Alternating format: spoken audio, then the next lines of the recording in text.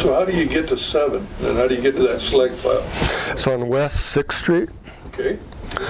So you go clear over to 6th. and it's all the way almost to the end of 6th Street on the west side. Oh, okay, that end of town. Okay. Up on the hill. And you can see it easily then from 6th Street? You can see the slag pile up there. It's all grown over with trees now, but the mine remnants, the foundations and stuff are hidden, but they're right off 6th Street, 50 feet. Well, I think it's time to get started. Okay. So, welcome everybody to our night at the museum. We're so glad that you came. I know there's a lot of competing events out there, so we're glad that you chose us tonight. We're very happy to have Gordon Jones here. Gordon is a lifelong Cle Elum resident, in fact, lifelong living up on number 7, right? Yep. And he is going to tell us tonight about the history of number 7 mining and maybe a little bit more. And Yeah, a little bit more. I'm just going to go through the history of Cle Elum, and it all ties together. There's so many different facets that hook together. Everything's related, from Native American to mining to railroad to logging. Everything's related and connected. Great. And well, I'm very interested in what you're going to have to say, and so go for it. okay. First thing I want to say is thank you for being here, and I don't want this to be a lecture setting. I want it to be more of a discussion setting. So feel free to ask me questions or give me more information. A lot of you have been here a long time, so you might have information that I don't have, and I would appreciate that. So a little history. I was born in 1956. And my family lived in Lester, Washington. And Lester, Washington is on the Northern Pacific Railroad on the west side of Stampede Pass. And it's the sister town to Easton, which is on the eastern side of the Stampede Pass. And they both had the same function of towns. They had water, they had coal, they had a turnaround, and it was to get trains over Stampede Pass. My dad worked for the Northern Pacific Railroad. He was transferred to Cle Elum in 1960, so that's when we officially moved to 409 Stafford Street, which is on the top of number 7 Hill on close to West 5th Street up there. And we did come to town before we moved here. I don't remember much about that. I just remember my mom had me on a harness because I was a wild boy from the boondocks and had to keep control of me, so she had a leash on me. So anyway, that's kind of my history. I graduated from high school here in '75. So I want to start out first by going all the way back to the Native Americans that lived here. They lived here for hundreds and hundreds of years and survived very well. They had all the food they wanted from the rivers, fish. They had berries, they had mushrooms. They lived quite well, and most of the time in fairly peaceful situations. The Native Americans that lived in Kittitas County were a branch off of the Yakima Nation, and the Native Americans that lived in the Kittitas Valley were called the Kittitas Band. And the Yakima Nation had a lot of bands. They went up just about every drainage, and they were all the Yakima Nation, but they all had bands, and those bands had chiefs, and those chiefs had to report back to the main chief on the Yakima tribe. I don't know how often, but every once in a while they'd have meetings and stuff. So the Native Americans that lived in the Upper County had 2 settlements, or campsites, whatever you want to call them. And one of them was at the mouth of the Teanaway River where it goes into the Yakima. That was a really good spot for them. They could go down river, they could go up river, they could go up to Teanaway. That was just a really good spot there. They also had a camp up at the head end, not the head end, the lower end of Lake Cle Elum, where the dam is on Lake Cle Elum. And when they lived there, it was more of a summer location. They'd go up the river, fish, pick berries, gather whatever they gathered up there. And then in the winter, most of them came back down to the Teanaway area, and that's where they wintered. So in 1855, the Walla Walla Treaty was signed, and that's when they formed the Yakima Reservation and the Colville Reservation. And all Indians were supposed to report to those reservations in a certain amount of time. The time isn't real exact on that, but it was like 5 years. They had to all be moved out. If they weren't moved out, then they were called renegades. They didn't report to the reservation, so they were breaking federal laws, actually. So in 1880, the Congress of the United States made it possible, said that it was safe and it was that people could come and homestead in the Kittitas Valley. And one of the first homesteaders in the Kittitas Valley was James Masterson, the Masterson Ranch, and that was all around the Teanaway area, because that was a gathering spot. It was a perfect spot for him to homestead. And in 1880, he bought 2,380 acres from Chief, now my pronunciation is questionable, Poahisti, Chief Poahisti. And he paid for 2,300 acres, he paid 6 deer skins and a plug of tobacco. And what's a plug of tobacco? Plug of tobacco is shredded tobacco that's pressed into a brick, either with honey or molasses. And that's a plug of tobacco. So he bought that land for 2,300 skins and a plug of tobacco. But the deal was, the Native Americans back then didn't understand the ownership of property. The property they lived on was the Creator's property, and they shared it with everyone, and they didn't understand about European owning property and stuff. So a lot of times when this property, they didn't have a clue what was going on.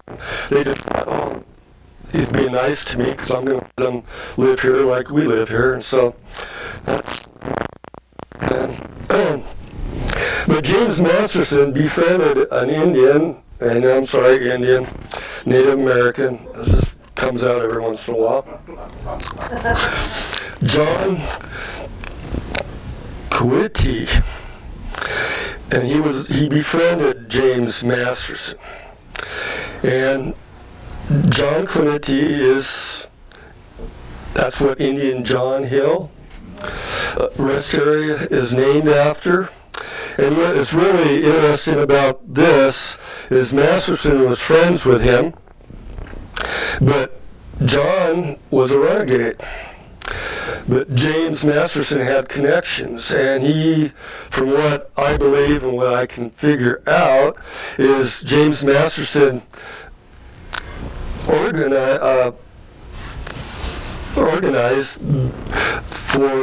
made it possible for John to homestead 1/4 of a section at the bottom of Indian John Hill, going all the way to the Yakima River, and even on the other side of the Yakima River. So that's pretty interesting there. So then, Well, James Masterson was a big cattle rancher, and he kind of saw the future of the railroad coming through Cle Elum, and it was a perfect spot for him to homestead. So then the first settlers in the Cle Elum area was Thomas Gamble and Walter Reed. They met in Ellensburg, and they decided to claim land. Thomas Gamble claimed land in the eastern end of Cle Elum, and Walter Reed claimed land in the western end of Cle Elum.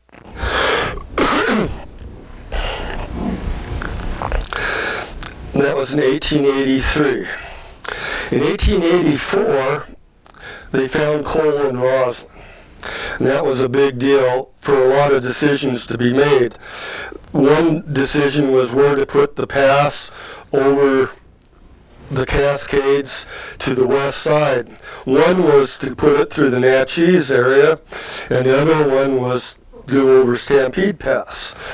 So when they did discover coal in Roslyn, that was kind of a turning point, because they needed coal for the steam engines, and so they decided to use the Stampede Pass route. So Walter Reed and Thomas Gamble both claimed property in the Cle Elum area. They found coal in Roslyn, and at the same year, the Stampede Tunnel project started. And that is when the depot was built in Cle Elum instead of the Teanaway. They were going to build a depot in the Teanaway, where the river goes into the Teanaway River goes into the Yakima. But since Gamble and Reed had land in Cle Elum and coal was in Roslyn, they figured the perfect headquarters for the tunnel project would be in the Cle Elum area, so they built their depot there in 1884. A lot of stuff going on at this time. So then, after that, James Masterson got the contract for railroad ties from Cle Elum all the way to the Stampede Tunnel. And that was a very big contract that he got. So at that time, Walter Reed, who owned land in Cle Elum, and a man by the last name of Johnson, started the largest sawmill in eastern Washington in the Teanaway area. And that's where Masterson got his timber off of his land, and they milled the railroad ties. That was all in 1884. 1886, the first train actually came to Cle Elum. And this isn't just, there was work trains before that, but in 1886 an actual freight train came to Cle Elum. And the railroad line to Roslyn was completed in that year. So you had the line going towards Stampede Pass, and you had the branch going to Roslyn that was completed in 1886. So that could get the coal out of Roslyn to the railroad in Cle Elum. At that same time, they were doing prospecting for coal, and they dug a test hole at Masterson's ranch, which they found coal, and they did test holes all the way along, all the way up to the mouth, to where the dam is on Lake Cle Elum. And the coal field went all the way from where Pine Rock Sun is, Lake Cle Elum, all the way to Masterson's. That was the whole coal field, and that is quite a large area. So they knew that coal was in those areas.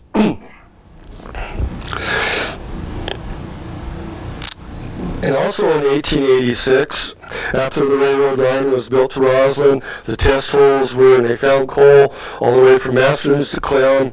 Cle Elum was declared a town site.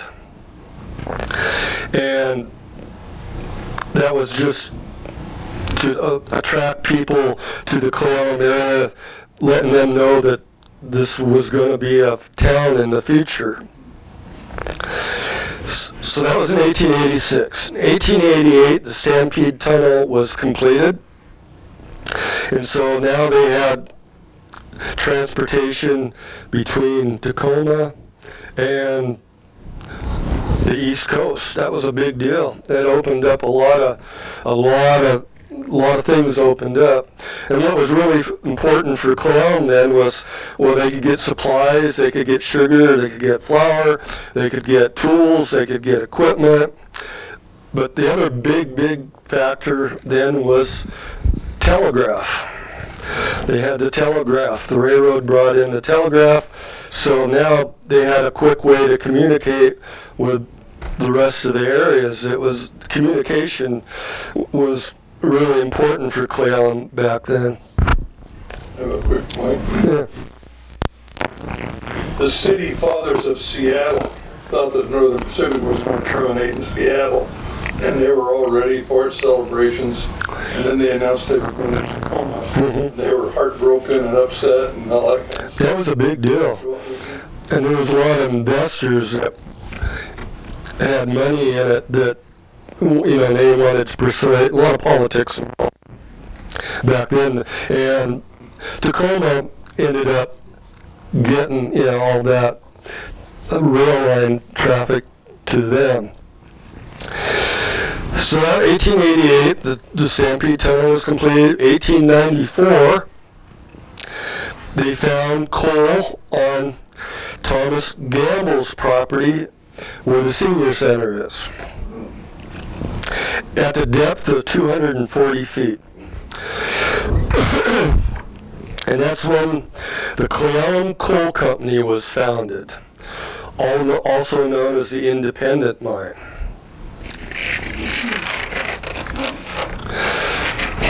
In 1893, M.C. Miller started the sawmill on East 1st Street, where Shoemakers is now. Then in 1900, Gamble sold his mining lease to the Northwest Improvement Company. And that was in 1900. In 1902, the town of Cle Elum was established, and Walter Reed, who bought the property along with Gamble, his wife was a Steiner. You might have heard of the Steiner family. It's been a long time family in Cle Elum. And there was a Reed edition and a Steiner edition. And the reason why the Steiner edition was because that was his wife, and so they made it the Steiner edition. Mrs. Reed, that was a Steiner, wanted 1st Street wide. The reason for that, she wanted a horse and buggy could turn around in the street with no problem. That was very important to her, that she wanted to make sure her buggy could turn around on 1st Street. So that's why they made it so wide.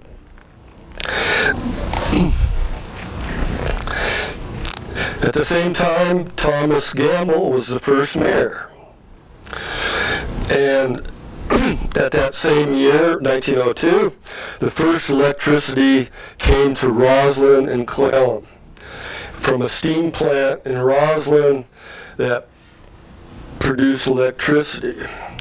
And so that's when the first electricity came to Cle Elum and Roslyn. 1904, Frank Carpenter, whose house this was, started his banking business.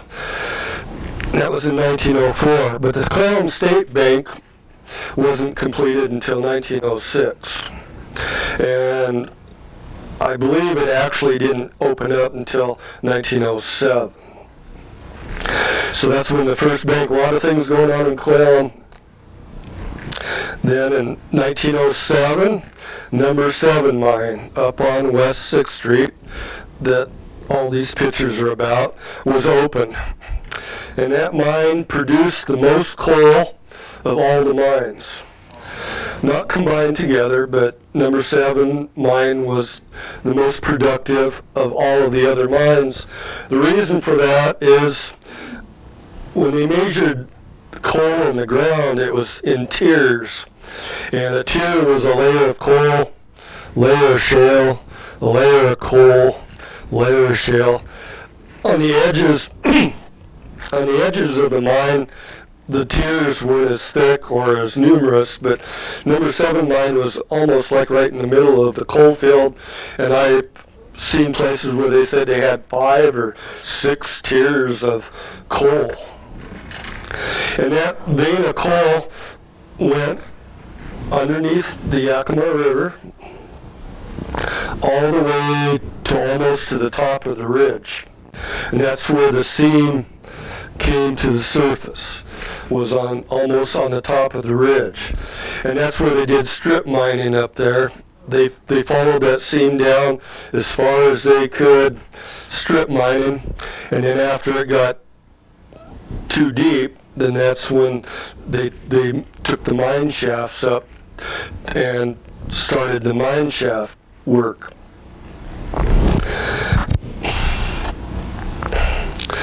So number 7 mine opened 1907. 1914, the Carpenter House was built. This house was built in 1914. In World War I, the peak was the peak of coal production in the upper Kittitas County. That was because of the war time.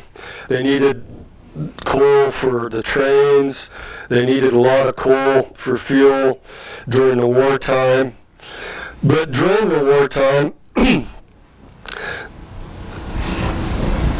petroleum products became available, and electricity also. So in 1919 coal production started to slump, because after World War I, diesel products, petroleum products were available. The trains were starting, not here, but start in elsewhere to turn from steam locomotives into diesel electric. And that had a big influence on the mines. And that was the ultimate reason why the mines closed here, was it was too expensive to get the coal, and it just wasn't the market for the steam engines for the coal anymore. So after 1919, the coal production slumped, and there also was a lot of labor disputes, a lot of politics involved, strikes. They brought in strike breakers. It was really complicated. They wanted to unionize, and it was really a political turmoil time in the mines. A lot of miners didn't get full weeks' work. They were always interrupted by strikes or this and that really affected their work schedules. So that was right after World War I. In 1921, Syke Bresco, which was my Boy Scout master, started the Cle Elum Ski Club. And in 1923, they completed a ski jump that is 2 miles north of Cle Elum. If you go down to the Montgomery Road, you go 2 miles north. It might be a little bit, about 2.5 miles north, you get to the Cle Elum Ridge. It was just on the other side of the ridge, looking towards the Stewart Range. And that's the picture that's here, was a ski jump. And this made things really interesting. The record ski jump on this jump was 210 feet. And they had snow trains that would come to Cle Elum, bringing ski jumpers, skiers, spectators, and they had up to 3,000 people at the ski jump at several occasions And the interesting thing about the ski jump was it was 2 miles north of Cle Elum. So in the wintertime, how'd you get there? They did have sleighs, horse-drawn sleighs, that took the ski people up Montgomery to the ski jump. But they also, Psych Bresco told the story of number 7 mine had the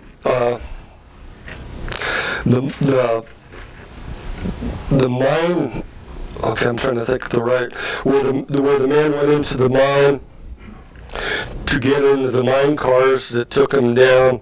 Mine trip. The man trip is what they called it. The man trip. It wasn't where mine cars were, is where the miners went into the main, hit the main tunnel. Then they got on the mine cars, and then they lowered into the mines to where they were working.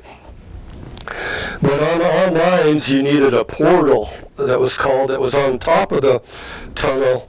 And that portal for number 7 mine came out almost 3/4 of the way to the ridge. And that was to give good ventilation through the mine so that methane gas wouldn't accumulate and cause a fire hazard like the mine disaster in Roslyn. It was a vertical shaft. They didn't have good ventilation. They had an explosion that killed dozens of men in that mine. So after that, they didn't do any more vertical shafts. It was all the horizontal shafts with the portals on the top. Number 5 had a fan. Number 7, I didn't believe, had a fan, but they created a draft in the tunnel to give them good oxygen. So the portal came out almost up to the ridge.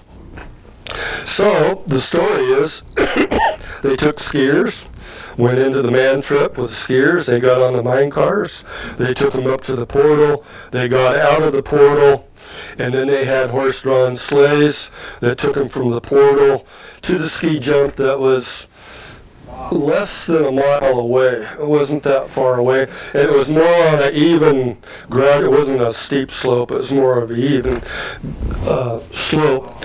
And horses were available because back then they had stables. And horses pulled mine cars. They pulled log. They used them for logging. So there were stables. And so they had horses in stables up there.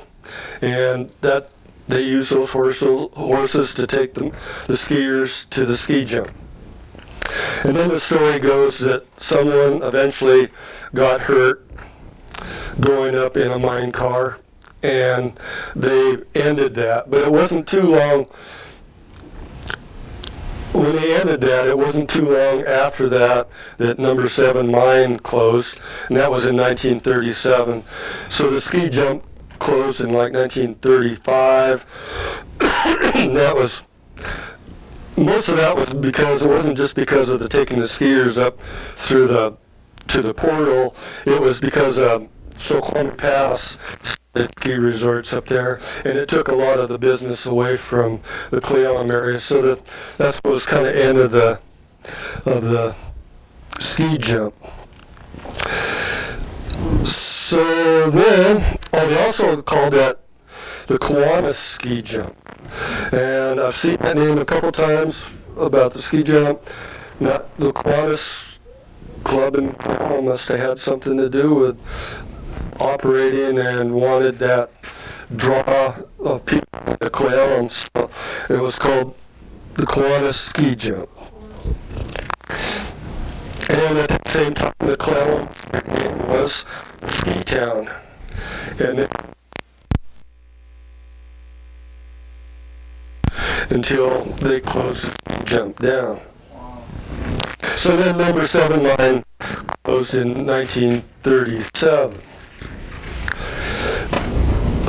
So the pictures here, this is the mine opening. If you go north from West 6th Street, if you go north where the power lines go across up there, there was no power lines here, and there's canyons that go up. This was a trestle that came out of the mine opening, and this trestle, there was a couple of them. This was one of them, and they came down all the way down to West 6th Street. And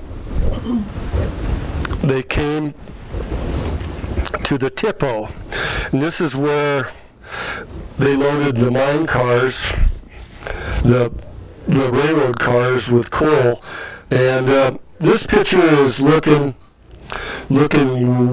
southwest, and I don't know if you guys are familiar, number 7 Hill, who lives up here. Mick Mankus, he lives in this house at this time. And so you're looking, 6th Street would be right where that telephone pole is. That would be 6th Street, right on the other side of that telephone pole. Where Mick Mankus lives, that was the Sandona homestead. You know Dave Sandona? His dad was Gene Sandona. Gene Sandona was Tony Sandona. That's where he was born and raised. His mom and dad homesteaded there. And the only names, well, their last name was Sandona, was Uno and Nono. And that meant, they were Italian, and that meant grandpa and grandma in Italian. And that's the only name that I've ever heard. I don't know their first names, but that's whenever Dave talks about them, or Gene talked about them, or Tony, it was Uno and Nono. Nuno. It wasn't no, it was Nu, N-U. That meant grandpa, and then Uno meant grandma. And the story was that they had a 60-foot well here they dug, and she was a small woman. He would lower her down in a bucket in the well. She'd fill the bucket, and he'd pull the bucket up, and then when he felt it was time for her to come up for a break, he'd pull her back up. So that was the Sandona homestead. Across the street here was the Browning homestead. Doug Browning, that used to own the Texaco station, his mom and dad, not his mom and dad, his dad was born here, and his grandpa and grandma homesteaded there. So you had the Sandonas and the Brownings. And so when they brought the coal down, like over that trestle system, they had a narrow gauge with mine cars. It would go into here, and then you had railroad cars that would come into here, and they would fill the cars. They had a big line of cars that would go all the way to like where the water tanks are right now, and they'd have them lined up, and they'd bring them in and fill them up, and then after they filled them up, they'd take them down here, and they're under this bridge, and they had a spur that would come out on the coal mine trail where the line went to Roslyn, up what they called the washers, number 5 washers, where they'd wash coal. Anyways, that line would go up to there and then switch, and then they'd bring the railroad cars down to Cle Elum to the coal dock in Cle Elum, where they'd unload the cars and then put them onto other railroad cars that were going over Stampede Pass. So that's looking west. This is looking east, and you can see the beginning of the slag pile of the mines looking east. And this picture is looking down this.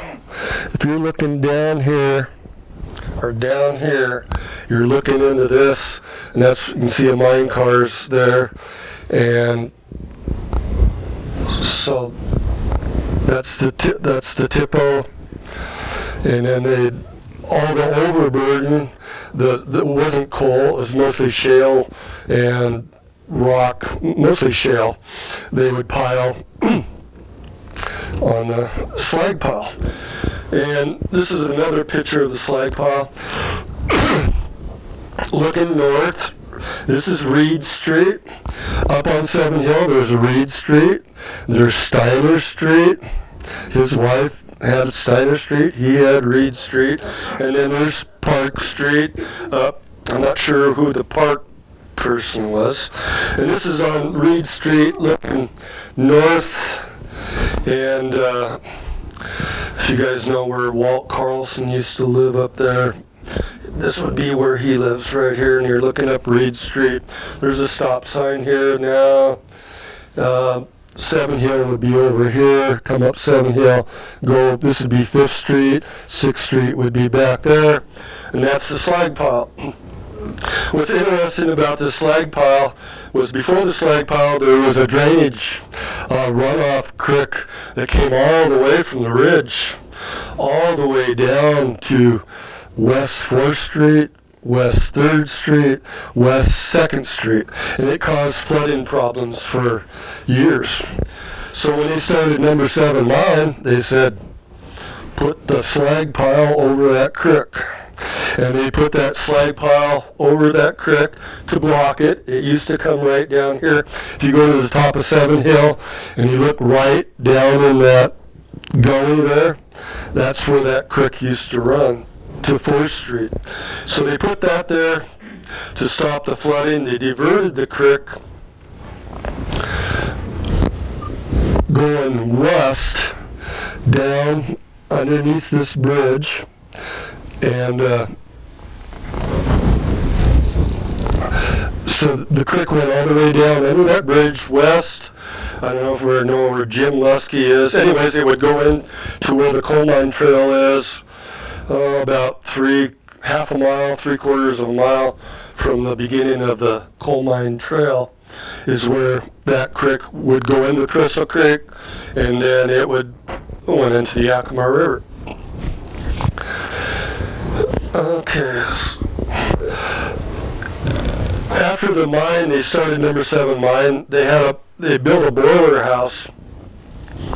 The boiler house was to produce energy, electricity, plus steam power. They had cables that would pull mine cars and different pieces of equipment. Plus, it produced electricity. And this is the same picture, but taken further away. There's a puff of smoke right there. And that's right there. This is a close-up of the boiler house of the steam plant. So it's back up here. Down here, you can see this is the stables where they kept the horses. And you can see mine timbers piled up. It was all horse. They'd log with horses, and those are the mine timbers they used.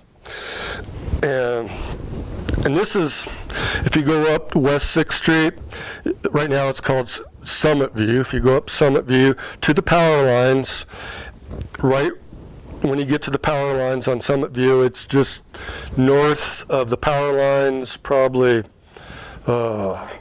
not a half mile, between a 1/4 mile and a half mile up there. The foundations of that are still there, and they mostly used the coal they used for this was mostly from the strip mining up above. They would gravity feed the coal down to the steam plant, and that's what they used to fuel the steam plant. And so this is an interesting picture. I'm not sure where this was taken. It was taken in 1906, and it says on 7th Street. So I've always heard stories about 7th Street, but I never knew for sure. And 7th Street, the way it's plotted, we're on 6th Street. So if you went another block up north, that was the original city limits before they annexed property into the city. And that it would have made sense. That was 7th Street. And somebody had a lot of time and ambition, and they built that tree house up there someplace. And it's just an interesting picture. This is a mining hat with carbide light on it that somebody gave me, and I can't remember who gave me years ago. A friend of ours gave us, this is a lunch bucket, and this is an old pick I found up there years and years ago. So that's kind of the history of everything, and this land was annexed into the city back in 2011, this property up there. Well, some of it was already in the city limits, but they annexed all the way up to the power lines, north to the power lines, everything down, they annexed in the city in 2011 by a developer. And it sat for 10 years. And back then, what we understood was, okay, they annexed property into the city limits, and we were promised that there would be a green belt between the existing neighborhood on 6th Street and to the new development. And for some reason, the green belt got changed to open space. Open space means it's property that's not buildable. Where the number 7 remnants of the foundations are and everything is buildable property. So they changed that to open space. So that included sand rocks, slag piles, wetlands. That was open space. So that kind of ruled out our green belt that we were promised. And so at that time we said, no green belt. Well, now our mine site, our foundations, the wash house, the office, and a few other foundations around there would have been included in that green belt. So we would have had our history saved, had our green belt, and all it would have been good. And I guess I'm not going to say we don't have a problem with the development. We understand that people can buy property, development, I mean, it's just reality. But so a couple years ago, we formed the number 7 Hill Historic Preservation Committee.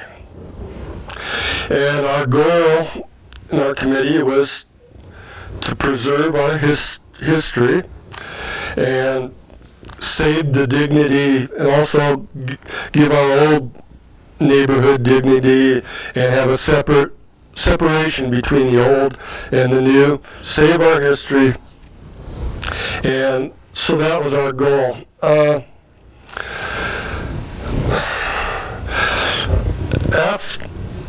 During this time, there was a minor, what was it called? Minor modification to the master development plan. And what that entailed was they wanted to move Summit View Road, which is on West 6th Street, they wanted to move Summit View Road down to Reed Street. And the reason why they wanted to move Summit View down to Reed Street, because Summit View Road is going over buildable property. And so if they took the road out of there, that would give them more buildable property. But in doing that, they were getting rid of some of the open space that was in the master plan agreement, because they were going to go right up alongside, this is Reed Street, so they were going to make Summit View go off of Reed Street and around here through open space property. And so we were wanting to save the number 7 mine site, the foundations and stuff.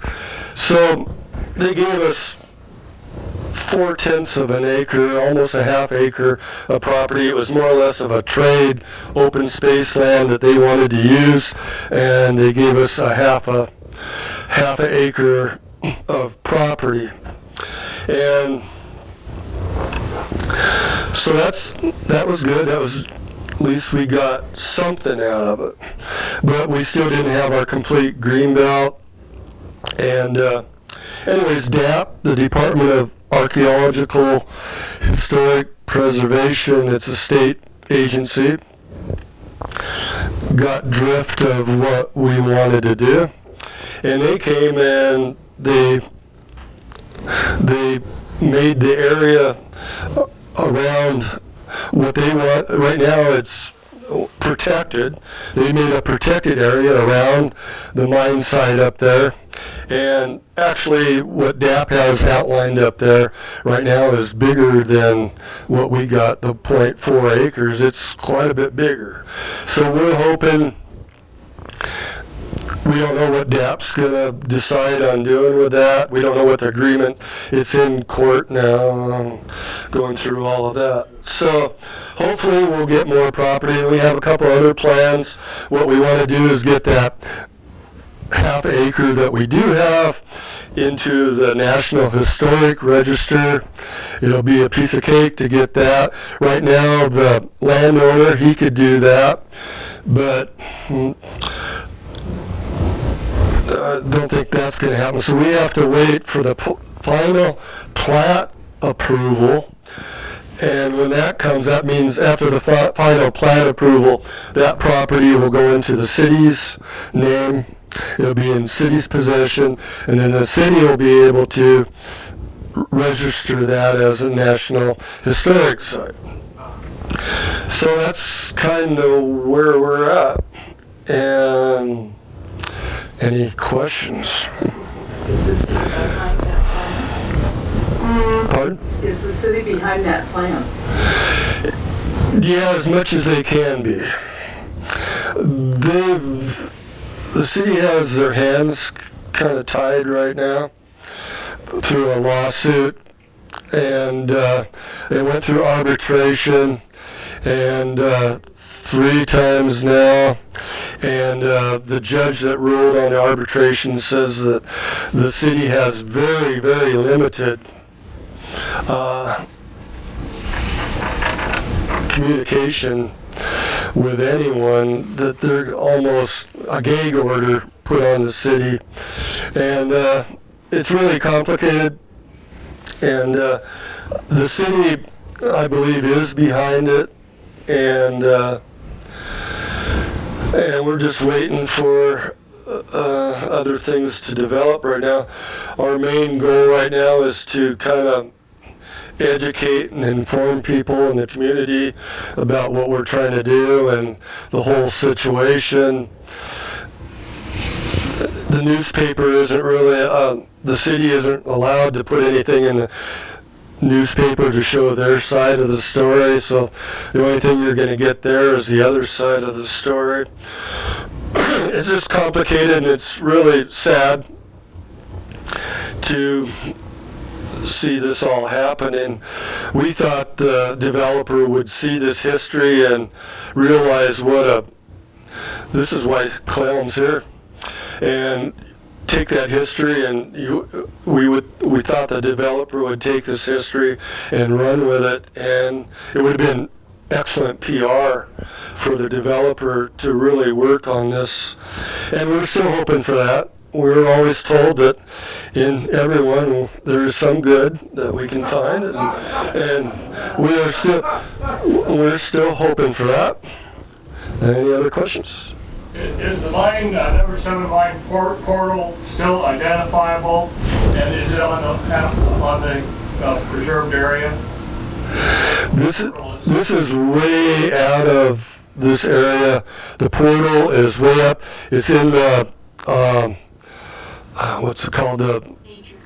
Nature conservative property. It's way up towards the ridge. But the foundations are still there. There's still cement foundations up there, and it's still there. These foundations are the oldest foundations in Cle Elum right now, except for the old Cle Elum State Bank.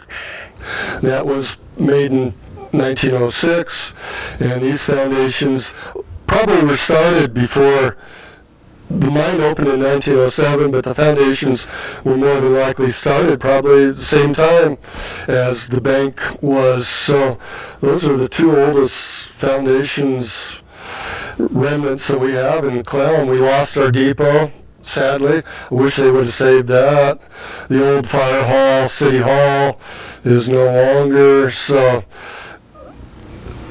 this house and the old bank, I mean, we don't have a whole lot to save, and we really feel it's important to save this. We want to make it a miners' memorial park, and what we do with the park is to put we'd like to have, like, bocce ball was big back in when the mines first opened. We'd like to have some bocce ball courts, all native plants, no irrigation, low maintenance. We'd like to collaborate with the Yakima. Yeah, we'd like to collaborate. They have an interest in this area. The Yakima Nation has big interest. They say that there was a cemetery in this area. Not sure where, but they know that there was a cemetery in this area. So if we could join with them, Miner Memorial Park and Yakima Nation, some kind, combine them both together would be great. Maybe you could explain what foundations are actually directly across. So what we have left up there is the Wash House Foundation and the Office Foundation for the mine office. The Wash House Foundation is really interesting. They had they had the dirty side of the wash house, and they had the clean side of the wash house. The miners would come in the clean side of the wash house, take off their street clothes. They'd walk across the shower area that was in the middle to the dirty side. They'd put on their work clothes. They had baskets that would go up and down from the ceilings. Their work clothes would be hanging from the baskets.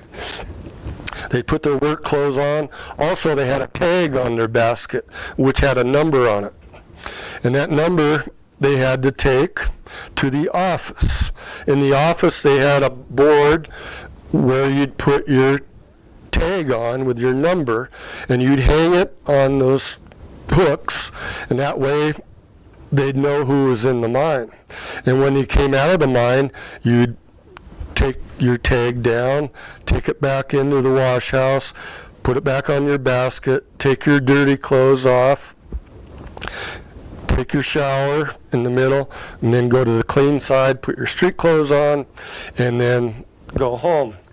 The office was close to it for hanging your tags, plus these carboid lights.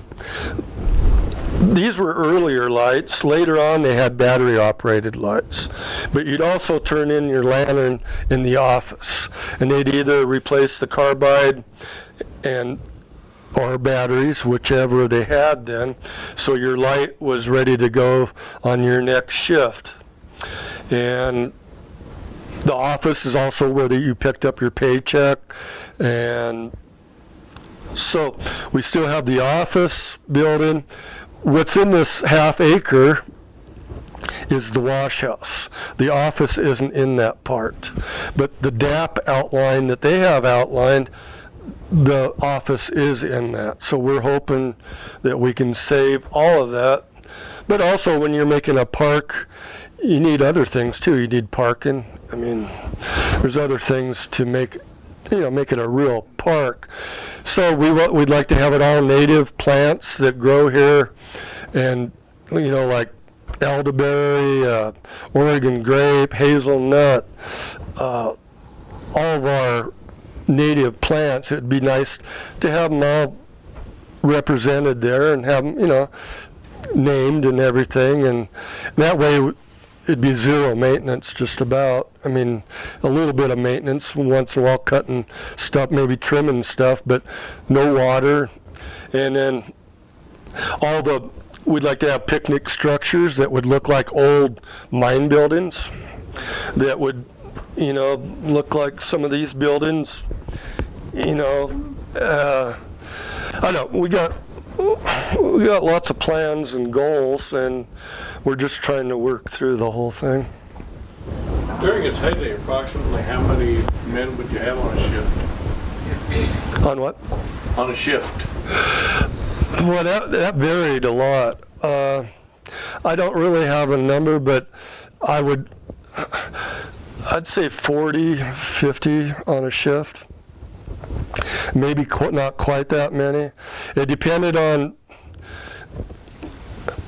how much coal they needed. They'd have coal orders come in, and so if they needed this many tons or that many tons, it probably depended on how many men they'd need in the mine at one time. And then, so I don't really know the exact number, but It wasn't a maximum effort all the time. no, it was up and down all the time. During World War I was the most consistent time, and then, boy, then the unions got involved, and the strikes, and it got real complicated, so there was always something politically going on, and so some miners, they had whistles at these, and they'd send out signals like one whistle meant come to work, two whistles meant don't come to work. They had a code for the whistles that let the miners know what they were supposed to be doing. I got two questions. One is about the timeline. When you started your presentation, you said they found coal in Roslyn. Was Roslyn the community then, or did the coal come first? It was a small community, not very big. The people that lived there, how did they support themselves at that time? There was miners that up the Samlisac, up the Cle Elum drainage, they found silver and copper up there. There was miners up there. There was trappers, and but when they found coal, Roslyn was much bigger. In 1900, when they had a census taken, Roslyn was a lot bigger than Cle Elum. A lot bigger. So what about Ronald? Ronald, number 3 mine is in Ronald, and that was a little bit later than Roslyn. And number 3 mine was in Ronald. And then Patrick's mine, that was an independent mine named from a guy last name Patrick. That was up above Ronald where Alpine Veneer was up there. That was Patrick's mine. Second question? Did I answer your question? You answered the first one. The second one is you said this number 7 mine had a number of seams, 6 or 7 seams of coal. Yeah, tiers. How thick were those seams?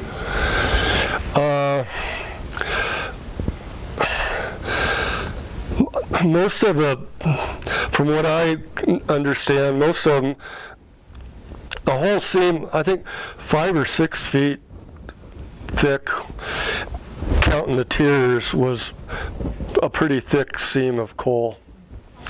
A lot of the tunnels that they made, men had a hard time standing up in most of them. They weren't very deep. And a lot of those mines they left, well, number 5 mine was, they called it the pension mine after they closed number 5 down. The miners that, once they knew the mines were shutting down, a lot of the miners didn't have enough time in their retirement, so they kept number 5 going, and that was called the pension mine then. And what they did, in the shafts, they left pillars of coal here and there to support the roofs of the mines. And when the pension miners went in, they took those piers out. They started in deep and they worked their way out, taking those piers out. And just to give those miners time for their retirement. So on the very top where the seam came out, the seams, I've seen seams up there, they were only a foot, 18 inches. And then the further down you got towards the Yakima River, I believe, the seams got thicker and there was more tiers in the seams. And the further you went out to the edges of the coal field, the thinner the seams were too.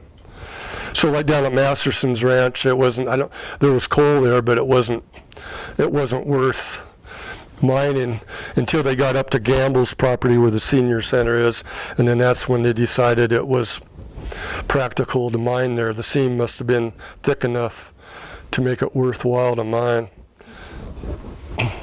Who did all the digging of the mines? What's that? Who did all the digging of the mines? Well, Was it just pick by pick and shovel only? What else did they? at first, but then they had machinery that they called it what was it called, the miner, something, the mechanical miner. It was that ran on electricity that dug it, and that had a effect on how many people worked. Once they started to get machinery in there, it took jobs away too, and. That wasn't miners that came in and had to dig the mine. It was other hired out. Well, it was all the NWI, Northwest Improvement Company, that had most of the miners that moved here when the mines first started were English. Yeah. And in Roslyn, the second English in Roslyn was Croatian. Cle Elum was Italian, second. English, Italian. Roslyn was English, Croatian. 1900, the census in Roslyn, 30% was black. And then there was, well, I think in Roslyn Cemetery there's 26 different nationalities represented in that cemetery. Another interesting thing is when they built Stampede Pass, they brought in Chinese workers to work on the railroad. And then after that,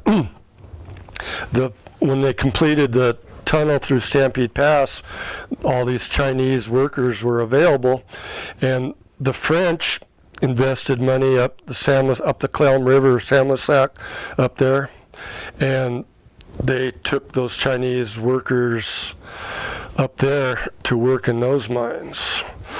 And it didn't end up very well for the Chinese miners. Only one survived. And nobody was ever held accountable for that. China Falls is something to do with that. Can you talk about China Falls a little bit? That's about all I know. This is before World War I, and the French had money invested in the silver and copper mines, but when World War I started, they didn't have the funds to do it, and they dropped the project. And there was just privateer prospectors up there after that. I can remember when I was a kid going to Fish Lake on the Samlisac up there were still buildings up there alongside the road, old mine buildings and stuff. But They would ambush them. The miners would come down with their gold or copper, and then they'd ambush them and take it away. That's the thing about China Falls, is they'd throw them over there. yeah, they disappeared, except for one. And the one that survived started a laundromat in Ellensburg. Yeah, it's pretty interesting. And the reason for all the black people in Roslyn was they were told there was a black man that worked for the railroad and worked for the Northwest Improvement Company that went out and recruited people to come and work in the mine, and the black people thought they were going to come work in the mine. But what they didn't know until they got to Spokane was they were strike breakers. And they came all that way, and there was not really no turning back. And so they came here and worked for a while as strike breakers, but most of them left after that because that wasn't what they want. They wanted to be a real miner, not a strike breaker.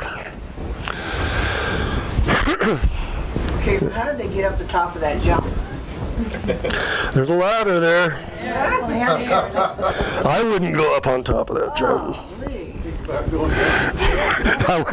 From going down, it would be a whole different. I think the easy part would be climbing up. Oh my gosh. Yeah, that was quite a project there. Okay.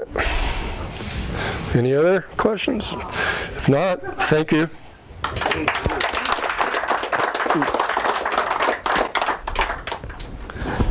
Thank you, Gordon. That was so interesting. You tied a lot of these